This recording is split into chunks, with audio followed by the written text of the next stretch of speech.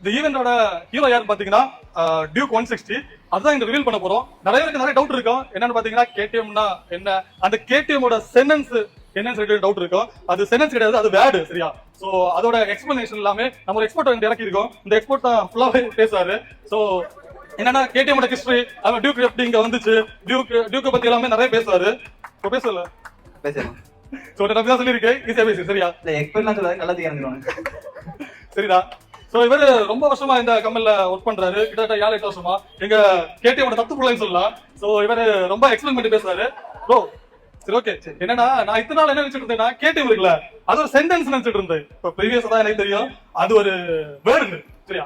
கேக்கு ஒரு அர்த்தம் இருக்கு அப்படின்னு சொல்லிட்டு தான் எனக்கு அதுக்கப்புறம் தான் தெரியும். சோ உங்களுக்கு தெரியும் நினைக்கிறேன். அதை பத்தி எக்ஸ்பிளைன் பண்ணுங்க. ஏதோ வாயில வராத வேர்ட்ஸ் எல்லாம் நான் பார்த்தேன். சரி, எக்ஸ்பிளைன் பண்ணுங்க ப்ரோ. ஒண்ணு இல்ல ப்ரோ, கேடிஎம்னா அந்த கேயூடியூ ரெப்ரசென்ட் பண்றது பார்த்தா ரெண்டு ஃபவுண்டர்ஸோட நேம் தான். அது லாஸ்ட் இருக்கிற எம் வந்துட்டு அந்த ஃபவுண்டர்ஸோட நேட்டிவ் எம்ங்கிறது. சரியா? சோ அதான் கான்செப்ட். ஃபுல் நேம் பார்த்தா growing reef drunken force மேட்டிக் open. வாயில வராது. Growing reef drunken force மேட்டிக் open. திரும்ப சொல்லு. ஐயோ வேண்டாம் அப்படியே சுமாரு. சரியா? இதான் கான்செப்ட். சரியா? Growing reef drunken force மேட்டிக் open. இந்த மூணு லெட்டரோட ஃபர்ஸ்ட் நேம் வச்சு தான் உங்களுக்கு கேடிஎம் சொல்லிட்டு ரெப்ரசென்ட் பண்ணிருக்காங்க. சரிங்களா? சோ இந்த இதுல ஃபவுண்டர், இந்த ரெண்டு ஃபவுண்டர்ஸ்ல மேஜரோட யாருன்னு பார்த்தா ட்ரங்கன் ஃபோர்ஸ் அவர் தான். சரியா? அவர் என்ன பண்ணாருன்னா ஆக்சுவலா வேல்வர் 2 டைம் அது. சரியா? 1937 அந்த டைம் இருக்கும். என்ன பண்ணிட்டாருன்னா அவருக்கு வேல்வர் 2ல எல்லாத்தையுமே இழந்தாரு. அப்போ ஏதாச்சும் ஒரு பிசினஸ் ஸ்டார்ட் அப் பண்ணணும்னு சொல்லிட்டு என்ன பண்றாருன்னா வீட்டு பக்கத்துல எல்லாமே சேர்த்து எடுத்து ஒரு இருக்க எல்லாத்தையும் வித்து எடுத்து ஒரு நம்ம ஊர்ல வெட்டி பசங்க அந்த மாதிரி தான் வித்து எடுத்து என்ன பண்றாருன்னா சின்னதா ஒரே பைக் மட்டும் லான்ச் பண்றாரு.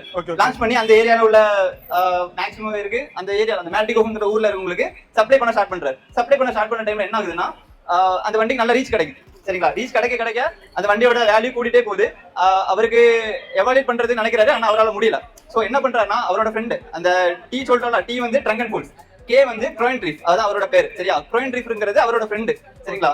அப்போ அந்த ரெண்டு பேரும் சேர்ந்து என்ன பண்றாங்கன்னா அந்த க்ரோயின் ரீஃப்னு சொல்றவர் வந்துட்டு ஃபினான்சியல் லெவல்ல நல்ல வெல்த் இருக்கு. அப்போ ஃபினான்சியல் லெவல்ல ஏன்ட இருக்கு, உன்ட வேலை இருக்கு. ரெண்டு பேரும் சேர்ந்து கேங்ல ஒரு பணக்காரர் இருப்பான். அந்த செட் தான். ரெண்டு என்ன பண்றாங்கன்னா கடுப்பாயிட்டாங்களோ. சரிடா. ரெண்டு பேரும் சேர்ந்து என்ன பண்றாங்கன்னா எப்படியாவது வச்சு ரெண்டு பேரும் வெளிநாட்டுல இதெல்லாம் நம்ம பிடிக்கணும் அப்படிங்கிற கான்செப்ட்ல என்ன பண்றாங்கன்னா பயங்கரமா பிளான் பண்ணி எடுத்து வண்டியை கொண்டு வந்துட்டாங்க. கரெக்டா 1937 இவ்வளவு நடக்குது. ஸோ அந்த கேடிஎம்மோட ஃபுல் ஃபார்ம் இதுதான். தேவையில்லாத நினைக்கிறேன். KTM growing reef drunken force மேட்டிக் open. அந்த க்ரோயின் ரீஃப் ட்ரங்கன் ஃபோர்ஸோட நேட்டிவ் வந்து மேட்டிக் ஓபன். ஸோ அதுதான் அதோட ரெப்ரஸன்டேட்டிவ் தான் கொடுக்குறாங்க.